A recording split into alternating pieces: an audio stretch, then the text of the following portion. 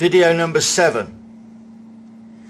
When the case was escalated to stage 2, all that happened was that I received one letter from the Head of Landlord Services. I'm not mentioning this individual by name as he's no longer involved in the case. He invents a preposterous fairy story to cover up for the housing form's diversion to the Guildhall.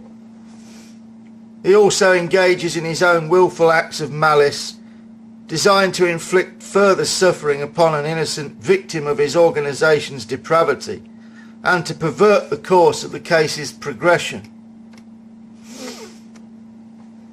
He invents the fairy story that the reason I was told to take the form to Westbridge and not to the Guildhall was so that the identity papers could be verified. So we're now supposed to believe that the staff at the Guildhall, who process hundreds of these forms every year, are not capable of doing even the most basic part of their jobs. The Head of Landlord Services also tells one more lie in the telling of that one. He not only invents a fictitious and untenable reason for my having to send the form to Westbridge, he also invents the lie that I was told to send the form to Annette Preet, the Customer Relationship Officer. This is designed to deflect the Ombudsman, to whom he obviously knew the letter would be sent, from the fact that I'd actually been instructed to send the form to the Tenancy and Estates Manager. Evidence of this was provided in the previous video. The Head of Landlord Services also engages in an act of unlawful malice which is abhorrent to any decent human being. He actually sends me a copy of the so-called tenancy agreement I was forced to sign under duress in 2008. So once again, no account is taken of my visual disability, or the fact that the hellhole in which I'm forced to exist is grossly unsuitable for someone with this medical condition.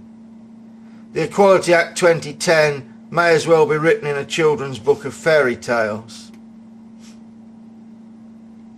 Of course, the letter is disgraceful not only because of what it contains, but also because of what it does not contain.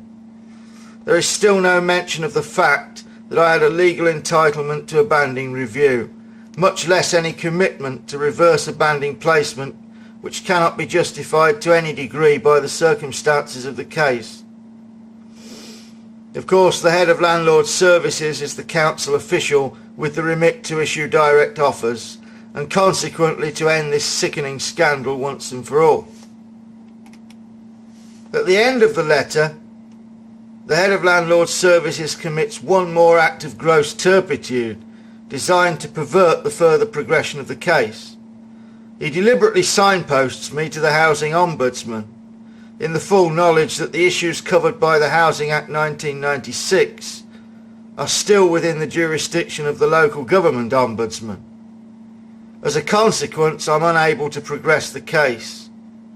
The Housing Ombudsman will not accept it as it's outside of their jurisdiction, and the local government ombudsman will not accept it because it is signposted to the Housing Ombudsman. Eventually, after much difficulty, I managed to persuade the LGO that it is their case after all.